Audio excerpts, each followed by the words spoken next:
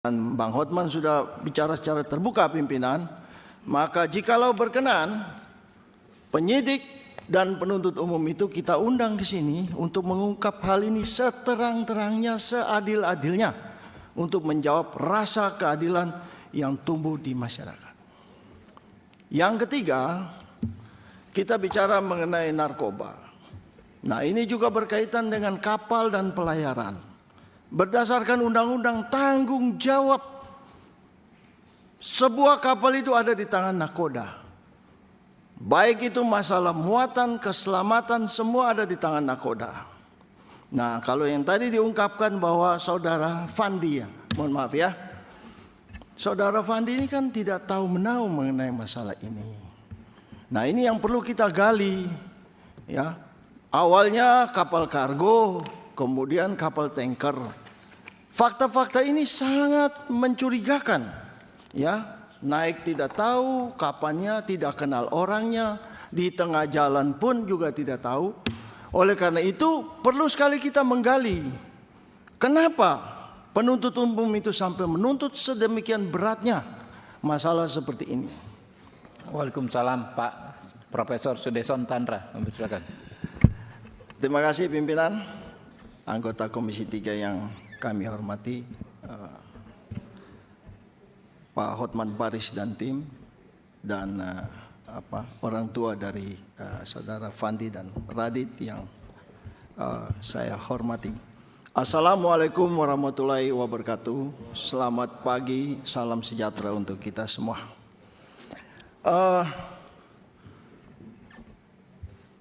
Saya mulai masalah ini pimpinan, karena tadi pimpinan juga singgung mengenai komentar dari JPU itu.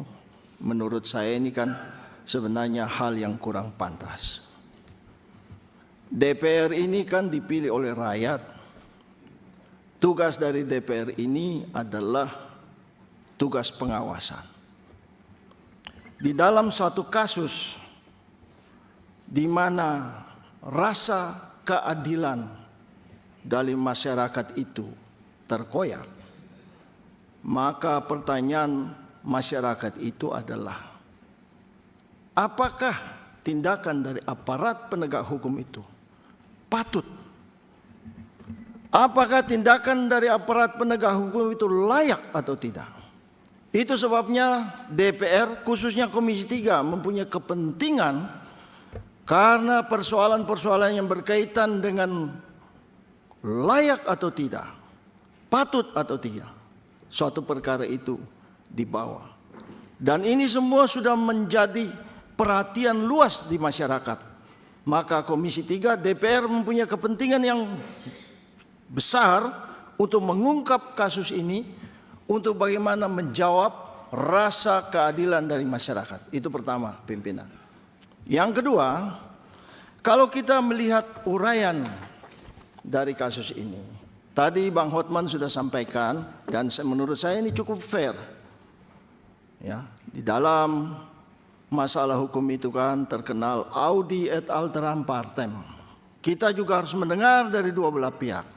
Dan Bang Hotman sudah bicara secara terbuka pimpinan, maka jikalau berkenan, penyidik dan penuntut umum itu kita undang ke sini untuk mengungkap hal ini seterang-terangnya, seadil-adilnya, untuk menjawab rasa keadilan yang tumbuh di masyarakat. Yang ketiga, kita bicara mengenai narkoba. Nah, ini juga berkaitan dengan kapal dan pelayaran. Berdasarkan undang-undang tanggung jawab, sebuah kapal itu ada di tangan nakoda. Baik itu masalah muatan, keselamatan, semua ada di tangan nakoda. Nah, kalau yang tadi diungkapkan bahwa saudara Fandi, mohon maaf ya, saudara Fandi ini kan tidak tahu menahu mengenai masalah ini. Nah, ini yang perlu kita gali, ya. Awalnya kapal kargo, kemudian kapal tanker. Fakta-fakta ini sangat mencurigakan, ya. Naik tidak tahu kapannya, tidak kenal orangnya, di tengah jalan pun juga tidak tahu. Oleh karena itu perlu sekali kita menggali, kenapa penuntut umum itu sampai menuntut sedemikian beratnya masalah seperti ini. Ini pimpinan itu yang pertama. Yang kedua, sebelum saya menguraikan mengenai kasus kedua ini, mungkin Bang Hotman, saya tadi mendengar bahwa almarhumah korban ini dibenamkan di dalam pasir ya, apa betul? Nah, betul ya. Nah, pertanyaan berikutnya adalah, mohon izin pimpinan kami bertanya kepada ini. Apakah itu juga dilakukan suatu visum, suatu apa ya? Ya, untuk mengetahui apakah di dalam paru-parunya itu ada sesuatu. Karena kalau orang itu belum mati ya, dibenamkan di dalam pasir, tentu pasir itu masuk semua ke dalam paru-paru. Ya kan? Nah, inilah kejadian-kejadian ini. Saya juga bertanya,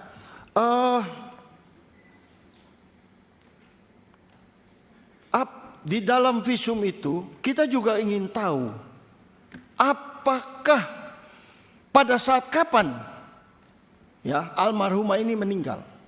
Ini juga penting, ya kan? Sehingga ini kita bisa membuka hal ini seterang-terangnya. Kenapa tadi saya tanyakan mengenai luka di belakang itu?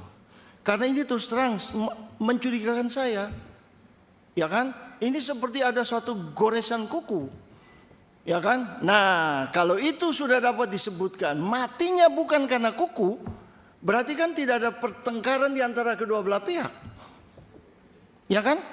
Nah, dari situlah kami juga bertanya begini. Pada saat diperiksa saudara Radit ya, apakah ada rekamannya? Apakah yang bersangkutan didampingi oleh pengacara pada saat diperiksa? Pakai ini, Mbak, pakai ini karena direkam. Waktu saat di poligraf anak saya tidak ada pengacara. Kanit bilang tidak perlu pengacara. Kanitnya bilang nggak perlu pengacara. Ya, tidak perlu pengacara mendampingi, disuruh turun ke bawah. Saya saat itu naik ke atas. Anak saya kondisinya masih dalam keadaan sakit dan perlu pengobatan, kan masih ada pasir di dalam telinganya. Tapi tidak dilakukan. Anak saya sampai sekarang masih mendengung telinganya. Ya, ini pimpinan ini sangat berat karena kan pasalnya pembunuhan ya, Bang Hotman ya, pembunuhan ya, ya, pembunuhan. Memang dijuntukan Pak, pakai pasal penganiayaan berat yang mengakibatkan kematian. Ya, ancamannya pasti di atas 4-5 tahun kan. Nah, apalagi ancaman seperti ini. Yang berikutnya pada saat yang diperiksa itu, yang bersangkutan kan dalam keadaan tidak sehat. Ya. Pertanyaan pertama dari penyidikan, apakah Anda sehat? Betul nggak itu?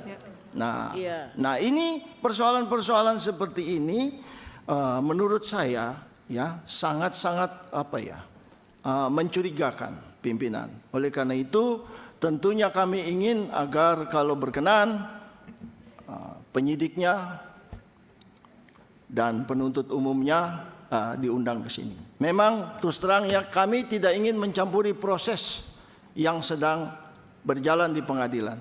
Tapi kami sebagai wakil rakyat ingin agar hakim itu, agar hukum itu menjawab rasa keadilan dari masyarakat. Kira-kira demikian, terima kasih dan selamat pagi.